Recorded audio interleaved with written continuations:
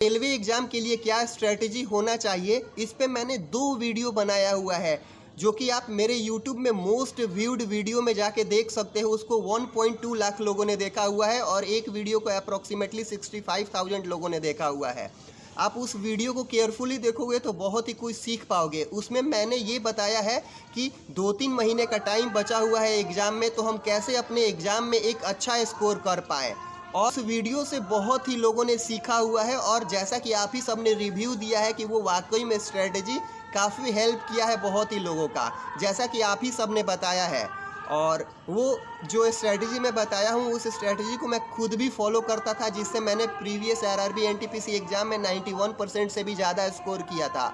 और अगर आप रेलवे के सभी एग्ज़ामों में अच्छा करना चाहते हैं तो इस वीडियो को केयरफुली लास्ट तक ज़रूर देखना, क्योंकि आज के इस वीडियो में मैं अपने एक्सपीरियंस के आधार पे कुछ इम्पॉर्टेंट चीज़ें आप सबके साथ साझा करूंगा, जिनको फॉलो कर लेने के बाद आप अपने एग्ज़ाम में काफ़ी अच्छा कर पाओगे। और इस वीडियो को शुरू करने से पहले आपसे मैं कुछ कहना चाहूँगा कि इस चैनल पे मैं बहुत ही ज़्यादा वैल्यूएबल इन्फॉर्मेटिव वीडियो अपलोड करते रहता हूँ, और आपका एक सब्सक्राइब करना हमें प्रोत्साहित करता है कि और भी ज़्यादा से ज़्यादा वैल्यूएबल कंटेंट अपलोड किया जाए। सबको पता होगा कि रेलवे एग्ज़ाम के डेट आउट हो चुके हैं, और बहुत ही जल्द RRB NTPC graduate level and under graduate level दोनों का भी एग्ज़ाम डेट आ जाएगा। इस टाइम ड्यूरेशन तक बहुत सारे एस्पिरेंट पढ़ाई नहीं कर रहे थे ये सोच करके कि एग्ज़ाम डेट आ जाएगा। लेकिन एक बात मैं बता दूं कि इस एग्ज़ाम में क्या कंपटीशन रहने वाला है ये बोल करके बताने की आवश्यकता नहीं है। और अब तो एग्ज़ाम डेट भी ऑफिशियल आ चुका है, यानी कि अब भी देर नहीं हुई है। जो ये टाइम हमें मिला है, ना ये टाइम कम है और ना ही ये टाइम ज़्यादा है। इस टाइम ड्यूरेशन में आप अपने समय का सदुपयोग कर लेते हो, राइट स्ट्रेटेजी के साथ सही डायरेक्शन में पढ़ लेते हो, तो आप एक जॉब सिक्योर कर लोगे। तो अभी मैं जो बताने वाला हूँ उनमें से मोस्ट कॉमन क्वेश्चन है कि बहुत सारे लोग previous year question paper solve कर रहे होंगे, और मोस्ट ऑफ द कैंडिडेट का एक क्वेश्चन है कि मेरे मॉक में प्रीवियस ईयर मॉक में 50 से 60 के बीच में स्कोर आ पा रहे हैं, इसको कैसे इम्प्रूव करें, और इस टाइम ड्यूरेशन में हम कैसे पढ़ें कि वो 60 से हम 90 पे पहुंच पाए, 100 पे पहुंच पाए। तो आपको ऐसा लग रहा होगा कि वीडियो देख करके या कोई आपको ऐसे बता देगा तो आपका स्कोर एक दिन अचानक से चमत्कार होगा और 60 से 90 पे स्कोर चला जाएगा। तो ऐसा नहीं होता है। शायद कल्पनाओं की दुनिया में ऐसा होता होगा, बट रियलिटी में ऐसा नहीं होता है। कोई आपकी हेल्प नहीं कर सकता, आप खुद ही अपनी हेल्प कर पाओगे। अगर आपका प्रीवियस ईयर मॉक टेस्ट में 60 मार्क्स आ रहा है तो इसमें कोई बुरी बात नहीं है, क्योंकि आपने घर पे ही मॉक दिया है और घर पे ही 60 मार्क्स आए हैं। अगर यही रियलिटी होती, यही एग्ज़ाम में आपका 60 मार्क्स आता, तो ये एग्ज़ाम आपके लिए, ये अपॉर्चुनिटी मिस हो जाता।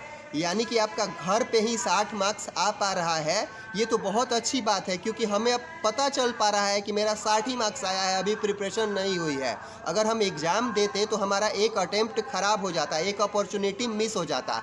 यानी कि आपके 60 मार्क्स आए हैं तो आप एक बार अपने आप को धन्यवाद बोलिए कि आपने घर पे ही PYQ मॉक दिया और आपको पता चल पाया। नहीं तो अगर यही रियलिटी होती, अगर आप एग्ज़ाम में देते और 60 मार्क्स आता, तो सिर्फ अफसोस करने के अलावा कुछ नहीं बच पाता।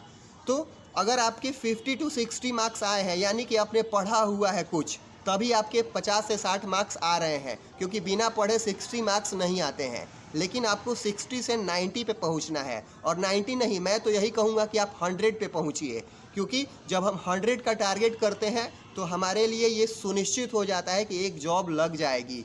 ये नहीं कि फिर एग्ज़ाम देने के बाद हम ये सोचते रहें कि क्या एक्सपेक्टेड कट ऑफ रहता है, उसके बारे में नहीं सोचना है। अगर आपके 60 मार्क्स आ रहे हैं तो एक बार शांति से काम हो करके, रिलैक्स हो करके, प्रॉपर टाइम दे करके सेल्फ एनालिसिस करिए कि मैंने जो भी PYQ मॉक दिया है इसमें मेरे से क्या मिस्टेक हुआ है, कौन सा मेरा वीक एरिया है, किस टाइप के क्वेश्चन को मेरे को बनाने में प्रॉब्लम हो रहा है।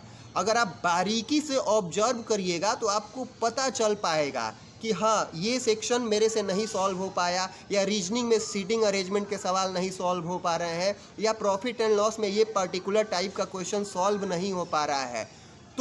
तो आपको एक कॉपी बना लेना है और उन सभी सवालों को अच्छे से सॉल्व करना है। कुछ इस तरीके से कि उस तरह का या उससे मिलता जुलता डेटा डिजिट बदल के भी सवाल आए तो आपसे छूटना नहीं चाहिए।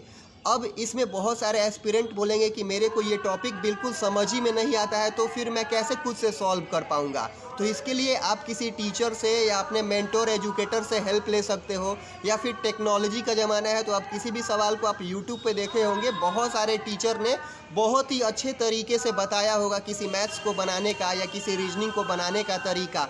यानी कि आप इस तरीके से करोगे, यानी कि आप अपने वीक एरिया पे काम करोगे, तभी तो आपका स्कोर इम्प्रूव हो पाएगा। नहीं तो आप अगर अपने वीक एरिया पे काम नहीं करोगे तो हर बार उतना ही मार्क्स आएगा जितना पहले आता था।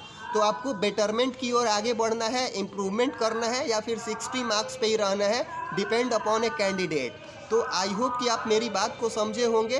तो पेपर को अच्छे से केयरफुली एनालिसिस करिए, और जो भी आपसे नहीं बन पा रहा है, जैसे कि कुछ फॉर्मूले होंगे, शॉर्टकट होंगे, कुछ डायरेक्ट रिजल्ट पे मैथमेटिक्स के सवाल होंगे, या रीजनिंग में सीटिंग अरेंजमेंट के सवाल होंगे कि इसको कैसे सॉल्व किया जाता है, इसको आप जल्दी से सीख लीजिए। क्योंकि जो हमारे पास टाइम बचा हुआ है एग्ज़ाम के लिए, ये बहुत ज़्यादा टाइम नहीं है और बहुत कम भी टाइम नहीं है। इस टाइम ड्यूरेशन में आप अपने समय का सदुपयोग कर लेते हो और वो सारी चीज़ों को फॉलो कर लेते हो जो हमें एग्ज़ाम क्रैक करने के लिए करना होता है, तो आप अपने एग्ज़ाम में काफ़ी अच्छा कर पाओगे। और एक बात का ध्यान रहे कि जब आप PYQ मॉक में 60 मार्क्स ला सकते हो तो 70 क्यों नहीं, और जब 70 ला सकते हो तो 80 क्यों नहीं, और जब आपका 80 आ सकता है तो 90 क्यों नहीं आ सकता। यानी कि आपको बस एफर्ट लगाना है, राइट डायरेक्शन में राइट स्ट्रेटजी के साथ पढ़ाई करनी है।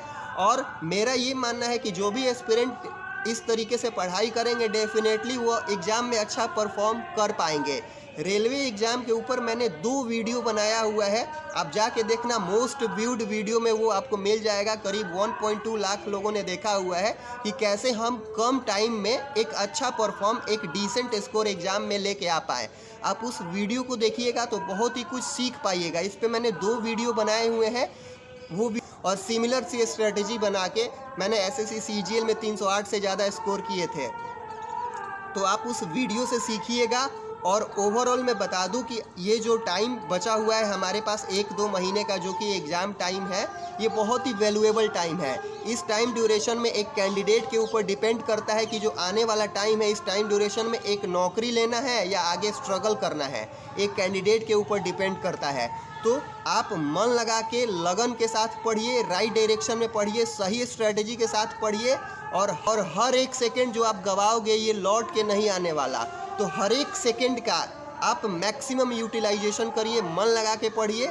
आई होप कि आपको ये वीडियो हेल्पफुल लगा होगा, तो शेयर कर देना उन कैंडिडेट तक, और पहली बार चैनल पे आए हो तो सब्सक्राइब जरूर कर देना। और आपको कोई डाउट बनता है तो आप कमेंट जरूर कर देना, मैं ट्राई करूँगा as much as possible answer देने का।